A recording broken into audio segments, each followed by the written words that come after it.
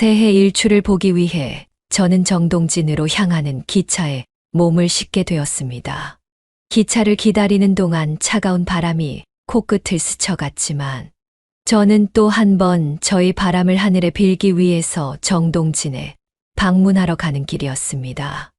이 길이 매번 수월치는 않습니다. 멀기도 멀고 많은 마음의 짐을 함께 가져가는 길이기 때문입니다. 하지만 꼭 가야만 하는 길이기도 합니다. 왠지 모르겠지만 반드시 정동진에 가야만 할 것 같은 그런 생각들이 저를 매번 이곳으로 이끌고 있습니다. 그래서 이번에도 정동진에 다녀오게 되었죠. 그렇게 기차에 앉아서 멍하니 창밖을 바라보는데 우연히 반대편 좌석에 앉은 젊은 여자와 아이의 얼굴이 보였습니다. 엄마, 나 돈가스 먹고 싶어. 조금만 있다가 먹자. 기차에서 내리면 맛있는 사줄 테니 좀 참아.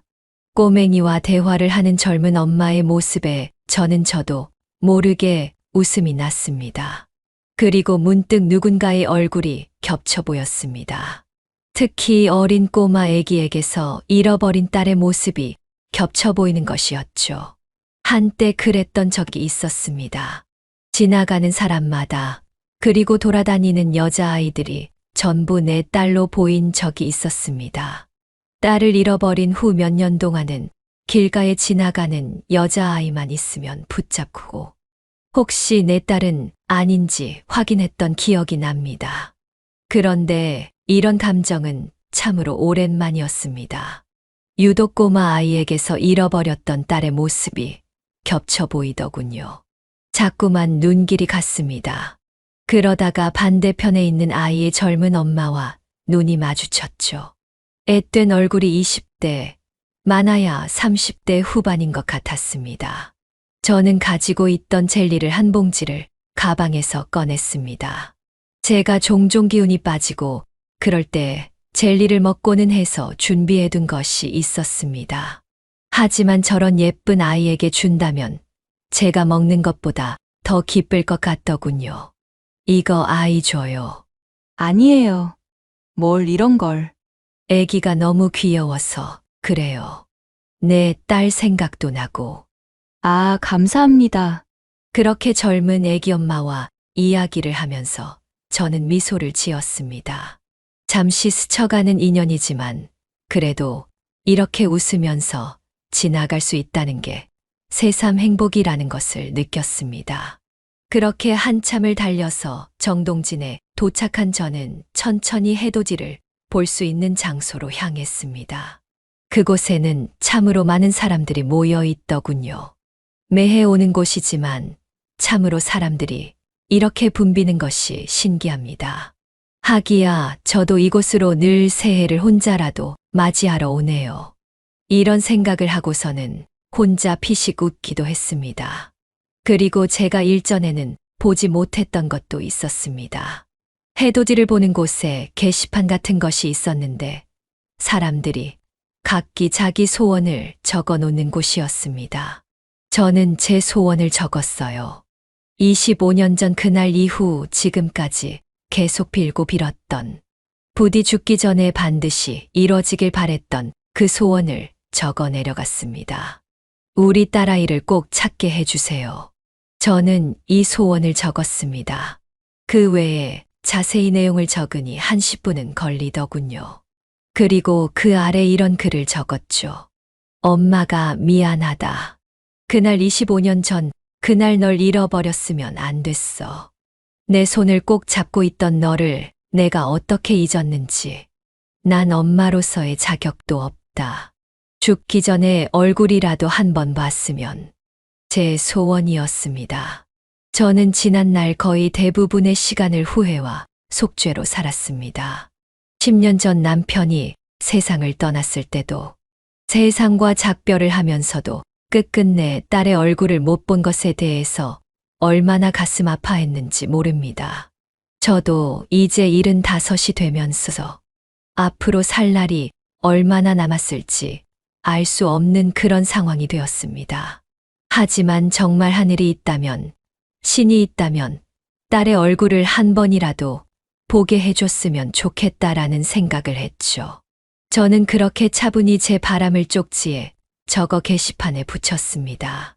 하지만 수천 명의 바람들이 게시판에는 빼곡히 포스트잇으로 붙여져 있었습니다.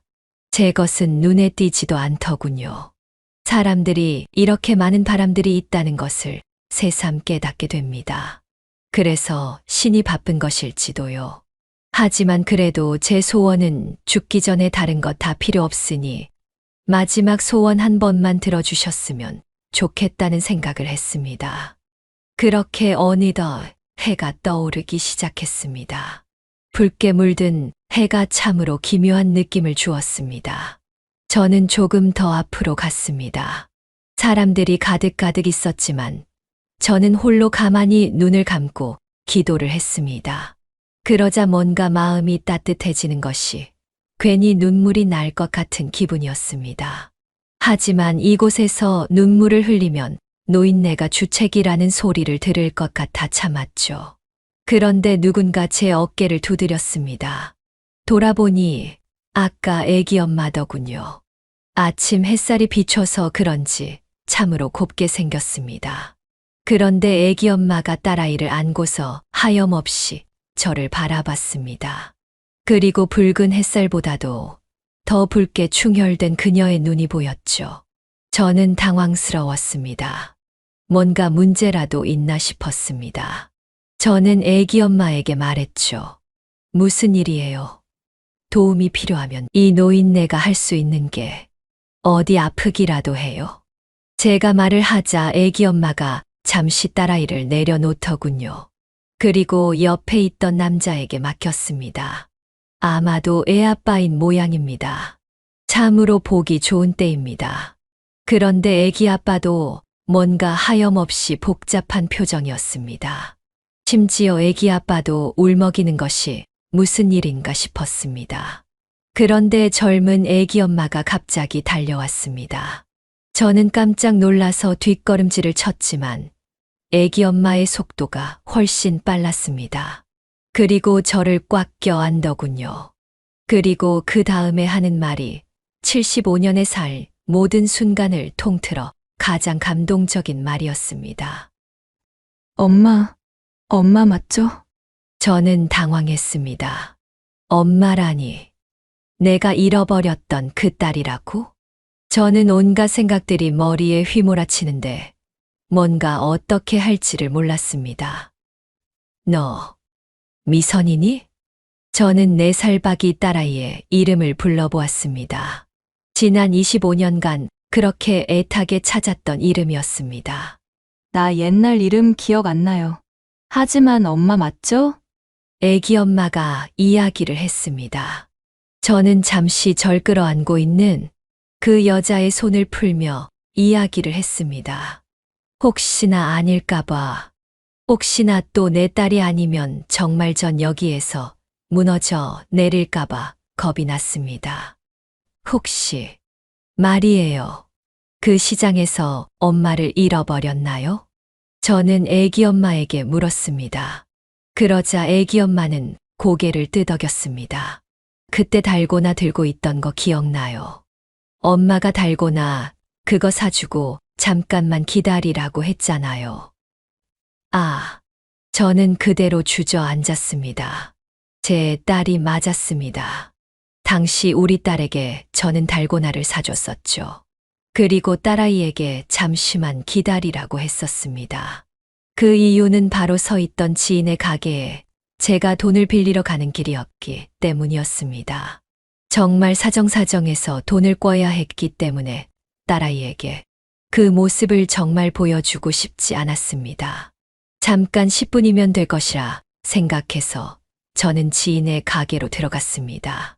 저는 생각보다 수월하게 100만 원이란 돈을 꿀 수 있었습니다. 기분 좋게 바깥으로 나왔는데 딸이 사라졌었죠. 저는 세상이 무너지는 것 같았습니다. 당시 저는 시장을 구석구석 돌아다녔습니다. 진짜 그 시장 골목마다 미선이의 이름을 불렀던 것 같아요. 그런데 딸아이는 어디에도 없었습니다. 저는 진짜 숨이 막혀서 그대로 혼절을 해버렸죠. 일어나니 병원이었습니다. 그리고 남편이 와 있었는데 상황을 주변 사람들에게 들었던 모양이었습니다. 내가 가서 찾아볼 테니까 당신은 좀 쉬고 있어. 남편은 직장도 빼고 딸아이를 찾으러 나갔습니다. 저는 억장이 무너졌습니다. 급하게 링게를 빼고 저도 나가려고 했습니다. 그러자 간호원들이 만류를 했습니다. 하지만 저는 제 죄를 참아 견딜 수가 없었습니다. 딸아이를 찾지 못한다면 차라리 죽는 게 그래, 죽는 것이 100번, 1000번 나았습니다. 저는 그렇게 또 시장으로 갔습니다. 이미 해는 기울고 많은 상가들이 문을 닫았더군요. 그래도 계속해서 딸을 찾았습니다. 그 와중에 남편도 만났습니다. 당신은 쉬고 있으라니까. 그러다가 정말 쓰러져. 저는 남편의 말에 미안하다는 말만 반복하며 울었습니다. 남편은 그런 저를 바라보다가 다시 딸을 찾으러 갔고 저 역시 그대로 또 움직였습니다.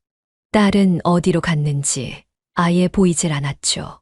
그 다음부터의 세월은 정말 지옥과 같았습니다. 그 뒤로 전단지를 하루에도 몇 번씩 돌리러 나갔습니다. 남편은 그 뒤로 직장을 관두고 퇴직금을 받았습니다. 그 돈으로 용달차 하나를 사서 여기저기 돌아다니면서 소일거리를 일주일에 2~3번씩 했고 그 외 시간은 딸아이를 찾으러 다녔습니다. 제보를 하는 사람에게는 돈을 준다는 전단지를 보고 초기에는 연락이 많이 왔습니다. 어디 부산에서 길을 잃은 아이를 본 것 같다. 충주 어디에서 길에서 울고 있는 애를 봤다. 노량진에서 껌을 파는 여자아이를 봤다. 온갖 제보들이 쏟아지는 상황이었습니다. 저는 빠르게 그런 제보들을 따라서 남편과 전국을 다 돌아다녔습니다. 그렇게 3년을 딸을 찾아다녔죠.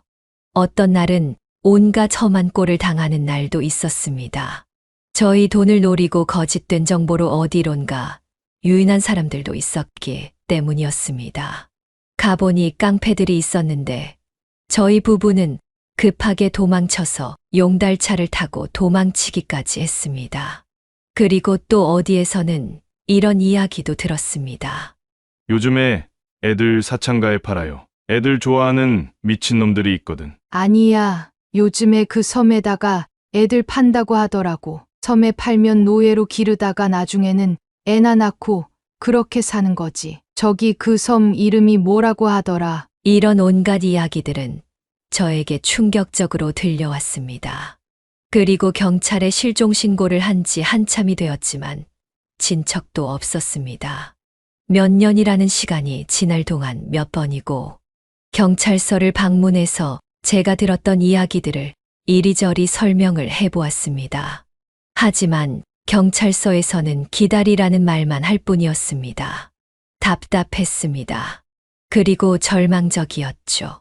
정말로 다른 방법이 없을까 고민을 했습니다. 그러나다 흥신소를 찾아가게 되었습니다. 서울에서 유명한 누구든지 사람만 있으면 다 찾아준다는 곳이었습니다. 그들은 1000만 원을 요구했습니다. 착수금이라고 했습니다. 성공하면 추가로 1000만 원을 더 줘야 한다고 했고 저는 알겠다고 이야기를 했습니다. 그 뒤로 흥신소에서는 별다른 연락이 없었습니다.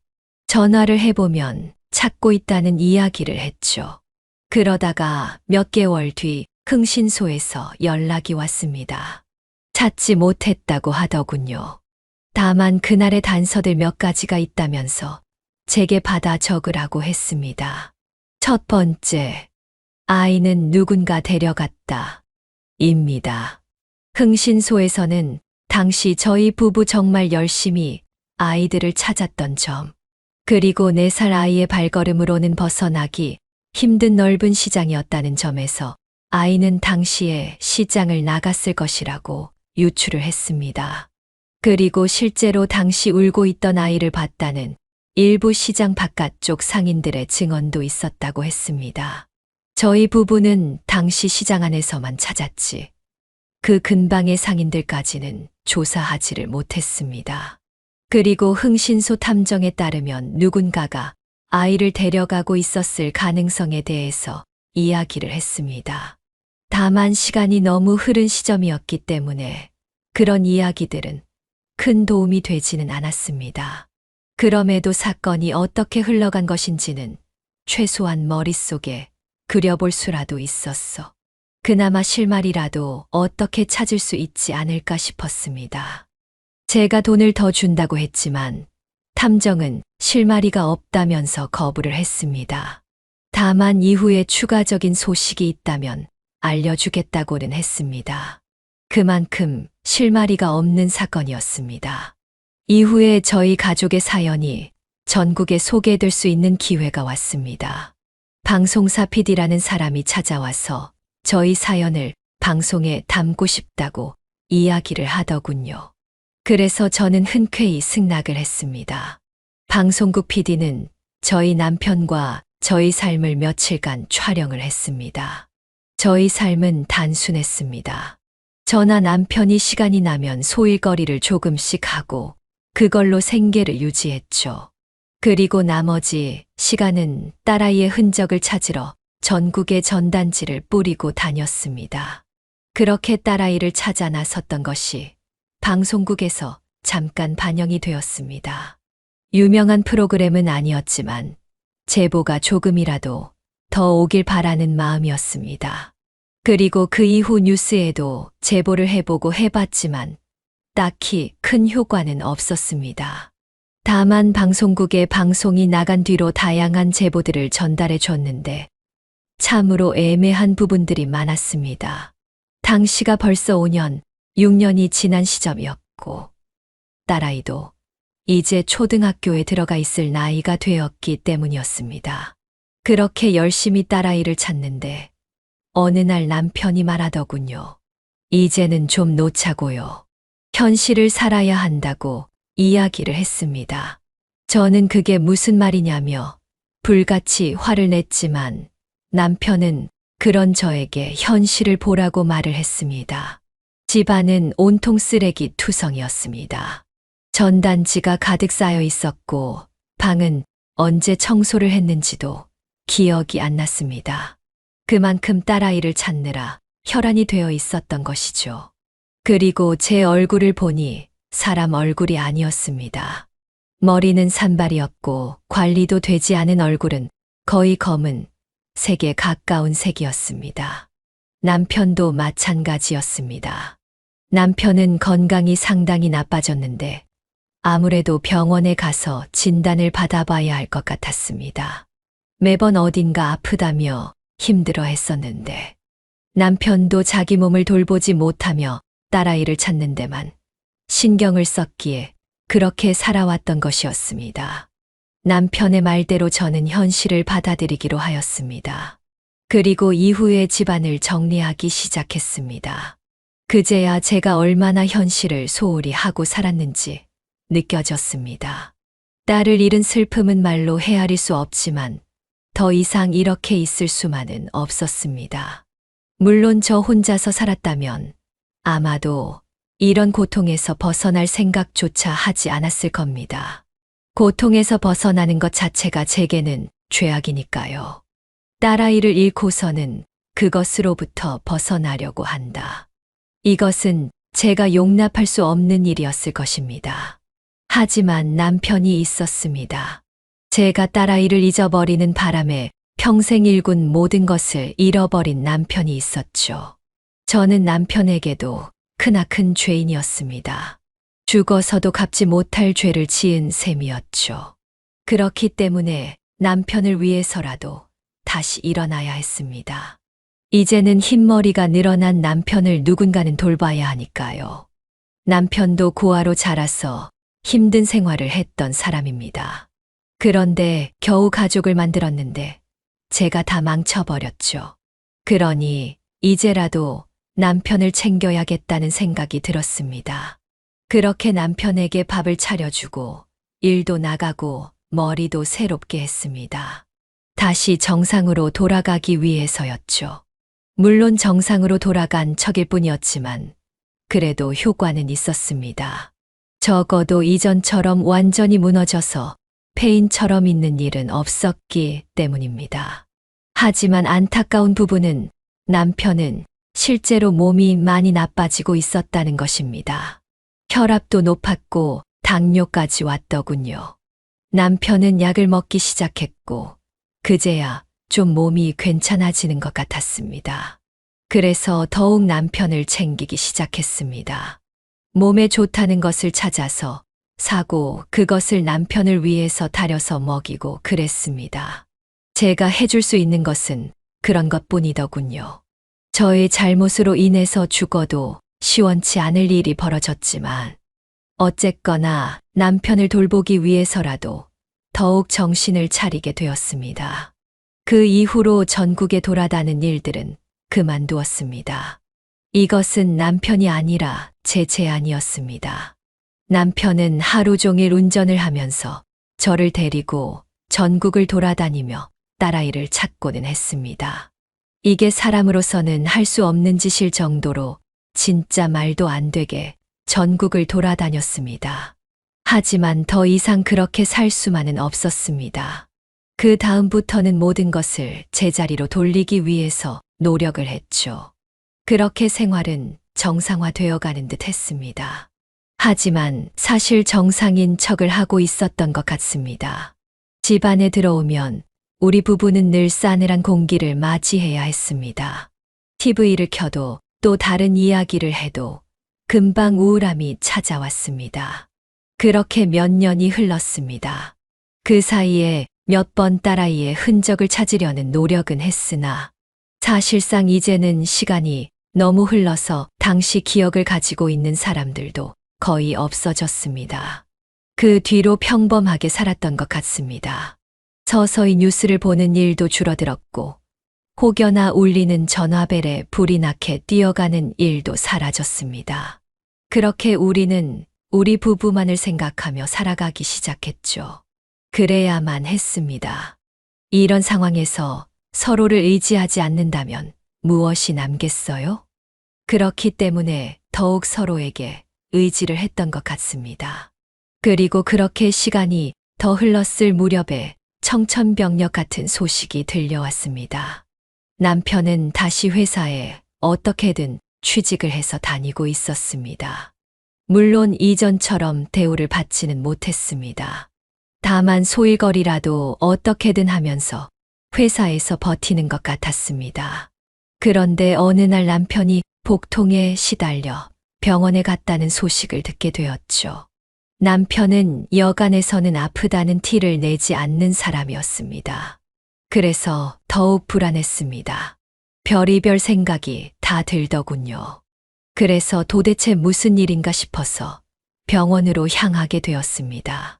병원에 가서 데스크에 있던 간호사에게 남편이 입원한 병실을 물었습니다. 저는 곧바로 남편을 찾아갔는데 남편의 얼굴은 그렇게 나빠 보이지만은 않았습니다. 저는 남편에게 무슨 일이냐고 했는데 남편은 큰 이야기를 하지 않았습니다. 아직 검사 결과가 나와야 하는데 아마도 별일은 아닐 거라고 이야기를 했습니다.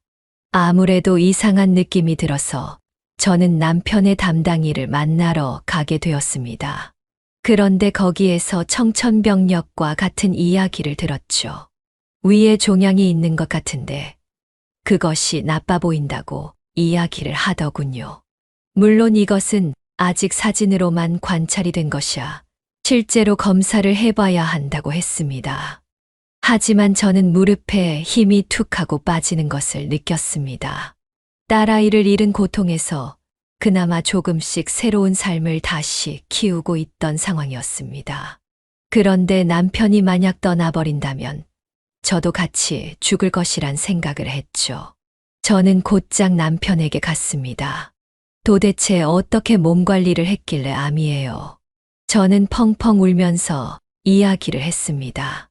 그러자 남편은 허허 웃으면서 말했죠. 아직 결과도 안 나왔구만. 거참 의사 선생님도 이야기를 하지 말라니까 하셨네. 남편은 별일 아니라는 듯 이야기를 했습니다. 그리고 남편은 이런 이야기도 했습니다. 만약 말이야, 내가 혹여라도 안 좋아지면은 하나만 약속해 줄 수 있겠어? 남편의 말에 저는 고개를 끄덕였습니다. 뭔들 못 들어줄까 싶었습니다. 내가 하늘에서라도 우리 딸 꼭 찾아볼 테니까 당신은 이제 딸은 잊고 살아. 그동안 너무 힘들었으니까 이제는 제발 좀 죄책감 내려놓고 살아. 그거 당신 잘못 아니야. 그렇게 말하는데 저는 왈칵 무너져 내렸습니다. 세상 그렇게 많이 울어봤던 것이 언제인지도 모르겠습니다. 그리고 몇 개월 뒤 저는 장례식을 치르게 되었습니다. 남편이 바깥에서 좋은 사람이었던지 많은 분들이 찾아오셨더군요. 그렇게 남편을 떠나보내고 한 3개월 가량은 아무것도 못했던 것 같습니다. 음식만 먹어도 토악질이 나오더군요. 그리고 뭘 하고 싶어도 도저히 몸에 힘이 들어가질 않았습니다. 그래서 도통 뭘 제대로 할 수도 없었기에 거의 죽음을 기다리는 사람처럼 누워 있었습니다. 하지만 그대로 있을 수만은 없었습니다. 남편과 약속을 했기 때문이었습니다. 더 이상 과거처럼 살지 않기로요. 그리고 남편이 없이고 꿋꿋이 살아가기로 남편과 약속을 했었습니다. 그래서 저는 일어서려고 노력했습니다. 결국 저는 그렇게 다시 일어섰고 활동을 하기 시작했습니다. 먹고 토하는 한이 있더라도 음식을 씹어 삼켰습니다. 그리고 억지로 몸을 움직이고 TV를 틀고 음악을 듣기도 했습니다. 마치 괜찮은 사람처럼 행동을 했습니다. 모르겠습니다. 효과가 있었는지 저는 그때 이후로 조금씩 생활을 할 수 있게 되었습니다. 그래서 생활을 하면서 청소일 등을 조금씩 하기 시작했죠. 일거리를 찾는 것도 어려웠지만 막상 일을 하다 보니 체력이 많이 떨어져 있더군요.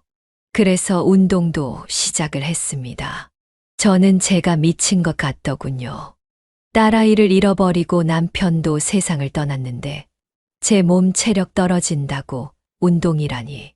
참 기가 막힐 노릇이었습니다. 하지만 그래도 했습니다. 아침마다 걷고 또 걸었습니다. 이를 악물고 걸었습니다. 그래야만 할 것 같았습니다. 남편과 잘 살기로 약속을 했으니 무조건 지킬 것이라 생각했죠. 그리고 혹여나 죽기 전에라도 딸을 만날 수도 있을까 싶었습니다. 그러니 건강해서 오래 살아서 기어코 한 번이라도 더 딸을 만날 수 있는 기회를 얻어야 했습니다. 저는 그래서 운동을 하고 소식을 하고 열심히 일을 했습니다.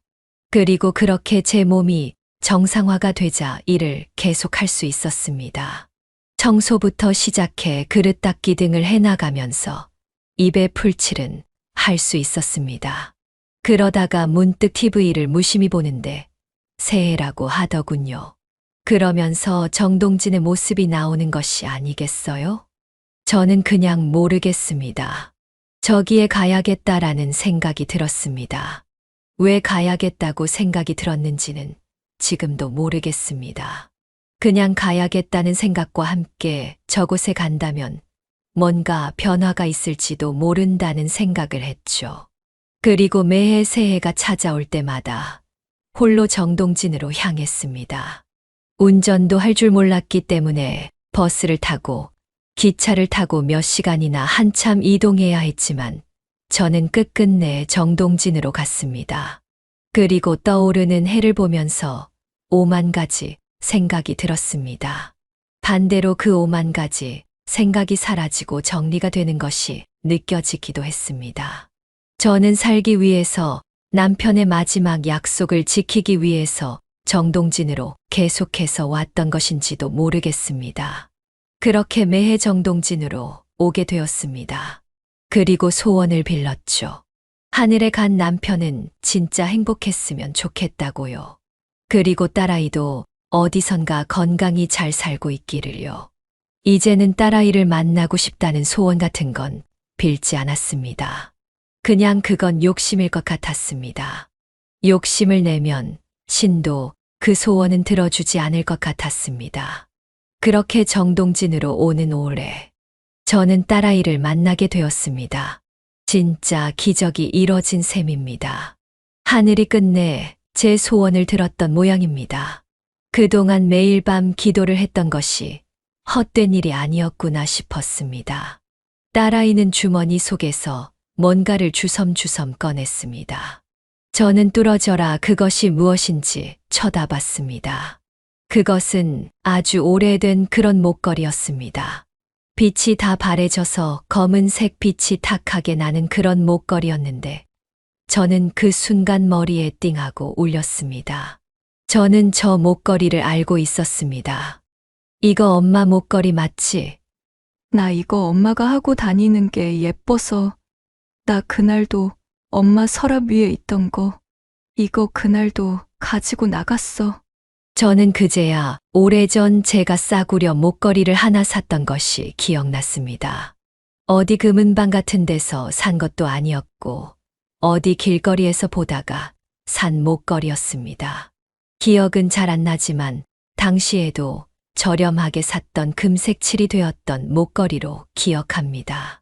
그리고 딸아이가 무척이나 이 목걸이를 좋아했었죠. 어른 목에 맞춰져 있는 것이라 하고 다니지는 못하더라도 딸아이는 종종 이 목걸이를 행운의 부적처럼 들고 다니고는 했습니다. 진짜 내 딸이었어. 저는 그녀의 볼을 부여잡았습니다.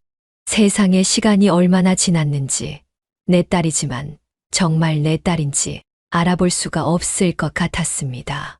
어디에 있었던 거야? 얼마나 찾았는데, 얼마나. 저는 눈물이 앞을 가려 도저히 서 있을 수가 없었습니다. 저는 그대로 주저앉은 채 한참이나 울었습니다.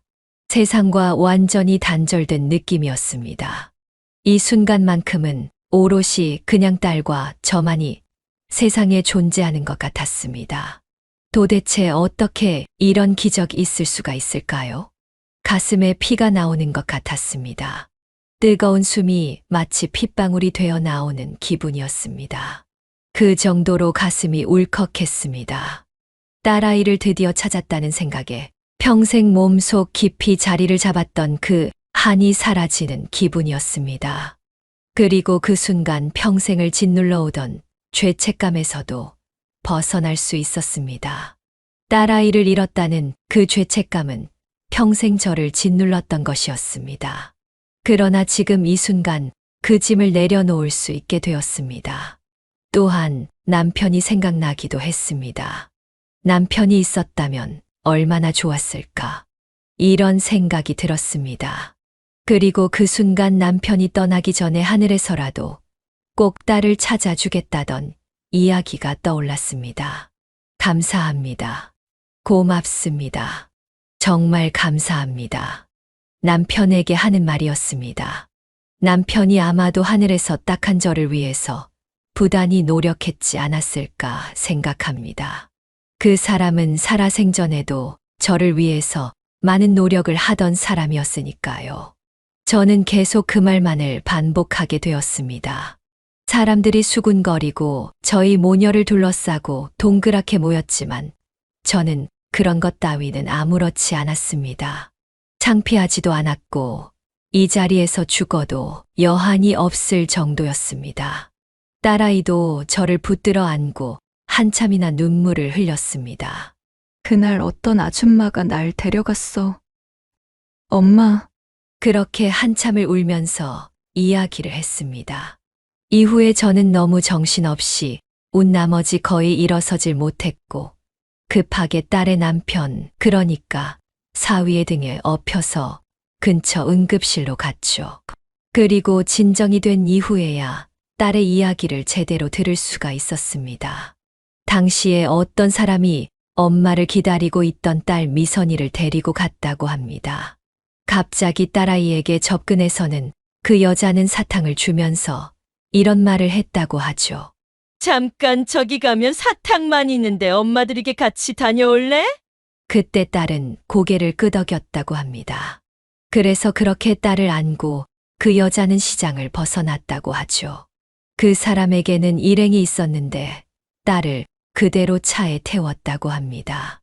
그리고 한참이나 어디인지도 모를 곳까지 간 뒤에 완전히 시골 같은 곳에 딸을 데려갔다고 이야기를 했습니다. 저는 그 이야기를 듣고 피가 거꾸로 솟아오르는 느낌이었습니다. 어떻게 백천대 낮에 그런 일이 있을 수가 있는지 믿을 수가 없었습니다. 그런데 그곳에 가보니 딸만 있었던 것은 아니라더군요. 아이들 몇 명이 더 있었다고 합니다. 다들 꼬질꼬질한 상태였고 뭔가 인신매매를 하는 집단이었던 것 같다고 딸은 이야기를 했습니다. 거기에서는 밥도 제대로 주지 않았어요. 위생 상태도 엉망이었고요. 아마도 인신매매나 그런 걸 하는 범죄자들이었던 것 같아요. 그래서 인근의 사람들이 살지 않은 인적이 드문 시골에 가둬놨었던 것 같다고 말했습니다. 그리고 울기만 하더라도 엄청 때렸어요. 저도 몇 번을 맞았어요. 딸아이의 증언에 따르면 가둔 아이들은 폭력으로 관리가 되었다고 했습니다. 남자들이 번갈아 가면서 관리를 했는데 울거나 혹은 오줌을 싸거나 그러면 발길질부터 날아왔다고 했어요. 놀라운 것은 그렇게 그곳에서 2년 가까이 보냈다고 합니다. 그 사이 몇몇 아이들은 어디론가 끌려갔는데 돌아오지 않았다고 하죠. 당시에 잘 기억은 나지 않지만 이런 이야기를 했었던 것 같다고 합니다. 어디로 팔아라. 저 아이는 건강 상태가 좋지 않으니까 다른 곳에 팔아라. 뭐 이런 이야기들을 그 집단은 나눴다고 합니다. 다만 운이 좋게도 딸아이는 그들에게 끌려가는 일이 없었는데 그때 끌려갔다면 무슨 일이 벌어졌을지 소름이 끼친다고 딸아이는 이야기를 했습니다. 저는 가슴이 메어지는 것 같았습니다. 그런데 어느 날 기회가 왔어요. 그 놈들이 방심을 했던 것이었어요. 그런데 어느 날 망을 보던 남자가 낮술을 하고 옆방에서 잠들었다는 것입니다. 코를 워낙 크게 골아서 옆방에서 잠들었다는 것을 알 수 있었다고 하죠. 거기에 갇힌 지 대략 2년쯤 되었던 시점 같다고 이야기를 했습니다. 그런데 조심스레 문을 열어보니 그날은 문단속이 안 되어 있었더라는 것이었죠. 그래서 딸아이는 다른 아이들과 몰래 그곳을 빠져나갔다고 했습니다. 그때 만났던 아이들은 각기 다른 곳으로 막 도망을 갔다고 했죠. 딸아이는 마을 쪽으로 가지 않았다고 합니다. 마을의 사람들에게 들키면 혹시 이 사람들에게 다시 잡아올까봐 걱정을 했던 것입니다. 실제로 예전에도 도망쳤던 아이들이 있었는데 마을 쪽으로 갔다가 다 잡혀온 적이 한 번 있었다고 했습니다. 그날 도망쳤던 아이들은 온몸이 피투성이가 되도록 맞았다고 했고요. 그리고 이후의 이야기를 들어보니 가까이 있는 집에 살던 노인에게 도와달라고 했는데 그 노인은 도와주는 척 아이들을 다른 방에 가뒀다고 했습니다. 그리고 다른 일당들이 이후에 연락을 받고 온 것인지 다시 아이들을 이곳에 납치해서 데려왔다는 이야기를 들었다고 했습니다. 천인공노할 일이었습니다. 어쨌거나 그런 이야기를 들었던 까닭에 우리 딸 같은 경우 산으로 도망을 쳤다고 했습니다. 그리고 산에서 한 이틀 정도를 보냈다고 했죠. 어른도 그 힘든 산길을 초등학교에 막 들어갈 법한 아이가 들어가서 온갖 고초를 겪어야 했던 것입니다. 다행히도 당시의 계절이 여름이었고 저체온증 같은 것이 오지는 않았던 것이 행운이라고 했습니다. 가다가 개울이 있으면 그 물을 먹고 그랬어요. 그리고 너무 배가 고파서 풀잎을 뜯어먹기도 했었죠. 아이의 이야기를 들으니 남편과 그토록 전국을 돌아다녔는데 못 찾는 이유를 알 것 같았습니다. 그리고 딸아이는 그렇게 산을 넘다가 한 작은 마을을 만났다고 했어요. 그런데 딸아이는 도저히 이곳이 믿을 수 있는 곳인지 알 수 없었다고 합니다. 어린 나이에 워낙 험한 일을 겪다 보니 걱정이 된 것이었죠. 하지만 배고픔은 그런 걱정마저도 사라지게 만들었다고 합니다. 마을로 내려갔어요. 그리고 몰래 부엌에 들어가서 밥을 미친 듯이 훔쳐 먹었어요. 정말 너무 배가 고파서 죽기 직전이었거든요. 그런데 그때 발각이 되고 말았다고 했어요. 어떤 할머니가 나타나서 딸아이를 잡았다고 합니다. 그리고 딸아이의 자초지정을 듣더니 맛있는 음식을 차려줬다고 했습니다. 정말 몇 년 만에 따뜻한 밥을 먹었던 딸아이는 엄청 울었다고 했습니다. 그래서 그곳에서 며칠을 보냈다고 했어요. 그러다가 어느 날 우체국 직원이 찾아왔는데 딸아이 이야기를 했다고 합니다. 우체국 직원은 딸을 보육기관에 연락해서 보내야 한다고 말했습니다. 그렇게 보육기관과 연락이 닿았고 보육기관에서는 딸아이의 신상을 찾아보는 것 같았지만 딱히 단서가 없었고 워낙 어릴 때 딸아이가 실종이 되었기에 기억하는 지명들이 없어서 고향도 짐작을 못했다고 합니다. 인상착의 등으로 문의를 해보려고 했지만 당시 딸아이는 이미 몇 년이나 지난 상태였고 다른 옷을 입고 있었기 때문에 정확하게 찾는 것도 불가능했었다고 하죠. 물론 딸아이가 이런저런 이야기를 해주었지만 보육기관의 직원들은 별로 귀담아 듣는 것 같지도 않았다고 했습니다. 참으로 기가 막힐 노릇이었죠.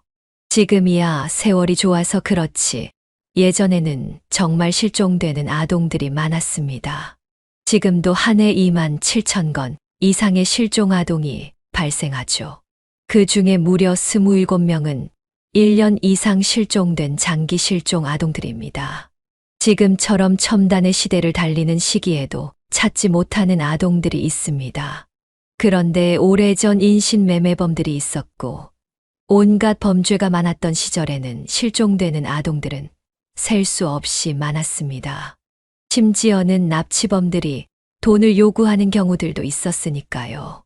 지금에야 워낙 치안이 좋아져서 그런 일들은 거의 사라지긴 했지만요. 저는 이런 것들을 누구보다 많이 조사를 했기 때문에 잘 알고 있었습니다.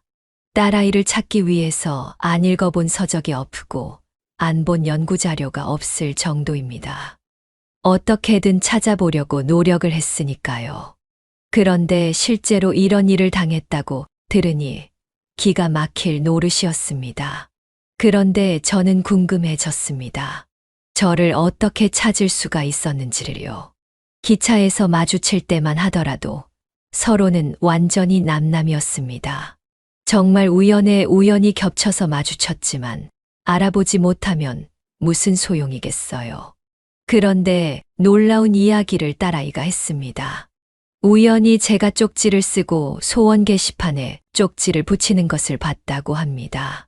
자기도 가족과 놀러 온 김에 소원을 같이 붙이려고 그곳에 가서 쪽지를 붙이려고 봤다고 하죠. 그런데 자신과 매우 유사한 이야기가 있었다고 하는 것입니다. 저는 제 딸아이에 대한 신상과 언제나 정확하게 기억하고 있었죠. 또한 당시 정황 및 사건 개요에 대해서 기억하고 있었습니다. 항상 전단지를 품에 들고 다니기도 했고 또 언제라도 누구에게나 물어볼 수 있도록 딸아이와 관련된 내용을 달달 외웠습니다. 그래서 소원 게시판에 제 이야기를 쓸 때도 저도 모르게 달달 외운 내용들을 가득 써내려갔죠. 물론 작은 포스트잇에 그걸 다 쓰기란 어려웠지만 그래도 깨알 같은 글씨로 2장에 걸쳐서 쓰고 연락처까지 남겼습니다. 혹시나 모를까 해서요. 그런데 그것을 보고서 딸아이는 자신의 과거가 떠올랐다고 합니다. 지금까지 잘 기억하지 못했던 기억들까지 생생하게 살아났다고 했죠. 놀라운 일이었습니다. 특히 달고나를 사주고 가게 앞에서 기다리라고 했다는 점. 그리고 당시에 밝은 노란색 상의와 하늘색 바지를 입고 있었던 점. 이런 것들이 자신의 이야기와 너무나도 똑같았다는 것이죠. 특히 옷에 대한 부분은 자기도 입고 있었다고 합니다. 그곳 납치범들이 가자마자 옷을 갈아입혔기 때문이라고 합니다. 혹시나 몰라서 아마도 인상착의를 숨기려고 했던 짓이 아닐까 싶습니다. 그런데 딸아이가 제 쪽지를 본 순간 그날의 기억이 선명하게 떠오르면서 노란색과 하늘색 바지를 입고 있었다는 것이 떠올랐다는 것이죠. 기적과도 같은 일이었습니다. 그리고 무엇보다 가장 확실한 증거는 목걸이이기도 했죠. 물론 그것만으로는 모든 것을 증명할 수는 없었죠. 그래서 DNA 검사가 필요했습니다. 저는 그 이후 딸이 실제로 맞는지 DNA 검사를 하기로 했습니다. 정황상 모든 것이 맞기는 했습니다. 하지만 그럼에도 만에 하나를 위해서 DNA 검사를 하기로 했죠. 혹여나 그 아이의 기억이 다른 아이들의 상황과 겹쳐서 헷갈릴 수도 있기 때문입니다. 실제로 많은 아이들이 충격을 받으면 기억이 왜곡되는 경우가 많습니다. 저는 이것을 딸아이를 잃고 나서 아동심리학을 공부하면서 알게 된 정보입니다. 딸아이의 동선을 조금이라도 파악해보고자 아동심리학까지 공부를 했었죠. 눈앞에서 본 사건을 자신의 사건으로 인지를 한다던가 혹은 완전히 다른 상황으로 인식하기도 합니다. 아이들은 그만큼 아직 성장하지 못했고 또 충격에 취약한 존재입니다. 그래서 아이가 충격을 받으면서 기억과 정신이 왜곡이 되는 상황들이 벌어질 수도 있습니다. 다만 저의 목걸이를 가지고 있었기 때문에 진짜 딸이지 않을까 이런 생각은 했습니다. 그래도 만약 다른 이의 딸이라면 우연히 그 목걸이를 넘겨받거나 주었을 가능성도 배제하지는 않았습니다. 눈앞에 있는 사람이 또 누군가는 딸이라면 혹은 정말로 그렇다면 그의 부모님을 찾아줘야겠죠. 저와 같은 일을 겪을 누군가를 위해서요. 저는 그렇게 모든 가능성을 생각했습니다. 지난 수십 년의 세월을 기다렸던 일이었습니다. 그러니 DNA 검사를 하는 며칠을 못 기다릴까 싶었죠. 하지만 그 며칠이 몇 년처럼 느껴지는 것 같았습니다. 그런 마음으로 DNA 검사를 기다렸습니다. 모든 가능성을 열어두었습니다. 그리고 DNA 검사지를 받아드는 순간 우리가 가족이라는 것을 알 수 있었습니다. 99.99% 친자일 확률로 나왔기 때문입니다. 저는 그제야 평생의 한이 드디어 사라진 느낌이 들었습니다. 이후에 저는 딸과 함께 남편을 찾아갔습니다. 남편이 있는 곳은 지방의 한 수목장을 하는 공원입니다. 남편은 항상 고향 이야기를 많이 했었기에 남편이 좋아하는 곳에 묻히는 것이 좋겠다 생각을 했고 그곳에 남편을 모셨습니다. 딸아이가 그곳에서 한참을 울더군요. 물론 아버지에 대한 기억은 거의 없다고 합니다. 워낙 어렸을 때 헤어졌으니까요. 다만 그나마 찾은 가족인데 돌아가셨다고 하니 억장이 무너지는 것이 이해가 갔습니다. 그리고 이후에 몇 주가 지나 그제야 우리는 서로 이야기를 나눌 수 있었습니다. 딸아이는 보육원에서 지내면서 열심히 공부를 했다고 합니다. 공부를 열심히 해서 경찰이나 법률가가 되는 게 꿈이었다고 해요. 왜냐하면 자신이 어린 시절 경험했었던 그 일들이 너무나도 끔찍했기에 다시는 그런 일을 겪고 싶지 않아서라고 했습니다. 실제로 딸아이는 법학과를 나와서 법률사무소에 입사를 했다고 합니다. 아직 변호사 시험을 통과한 것은 아니지만 나름 만족스러운 삶을 살고 있는 것 같았습니다. 저는 참으로 감사했습니다. 딸이 무사하게 자라서 좋은 직장에 자신이 만족하는 일을 하고 있었기 때문입니다. 다만 이후에 다른 이야기도 들었습니다. 딸은 보육원에 가서 그때 당시 인신매매범들의 이야기를 했다고 합니다. 그래서 보육원 측에서 신고를 했었던 것 같다고 했죠. 그런데 딸아이의 증언을 토대로 간 곳에는 어떤 흔적도 없었다고 합니다. 잠시 사람들이 살던 흔적은 있었고 아이들의 옷가지도 있었지만 누구도 없었다고 하더라고요. 아마도 아이들이 도망친 그날 범인들은 어디론가 잠적을 감추지 않았나 이야기를 하는 딸이었습니다. 그런데 더 놀라운 이야기는 딸아이도 매년 정동진을 찾았다고 합니다. 제가 정동진을 찾은 지 남편이 돌아가고 나서 9년, 10년쯤 되는데 딸아이도 지난 7년 정도 동안 매년 정동진에 왔다고 해요.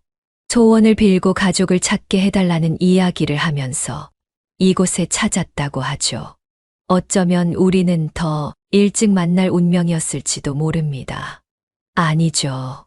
반드시 만날 운명이었던 것입니다. 그렇지 않고서야 이런 우연이 존재할 수 있을까요? 이것은 우연이 아닌 필연이었을지도 모릅니다. 그래서 더욱 이 세상에게 감사하고 누군지 모를 하늘에 있는 분에게 감사하고 또 남편에게도 감사하다는 생각이 듭니다. 남편이 하늘나라에 가면서 반드시 딸을 찾아주겠다고 하더니 그 약속을 지켜준 것은 아닌가 그런 생각도 해보죠. 그리고 딸아이는 일찍 결혼을 했다고 합니다. 요즘에는 늦게 결혼하는 추세지만 자신은 가족을 빨리 만들고 싶었다고 하더라고요. 가족을 어렸을 때 잃은 아픔이 컸고 그것이 굉장히 무섭고 서러운 일이었기 때문에 결혼을 일찍 하기로 마음을 먹었다고 하더라고요. 남편은 소방관으로 재직 중인 사람이라고 합니다. 실제로 이후에 만나보니 번듯하고 아주 잘생긴 청년이었습니다. 그리고 그 둘 사이에서 44살짜리 손녀도 너무나도 예뻤습니다. 딱 어린 시절의 딸을 똑 닮은 모습이었죠.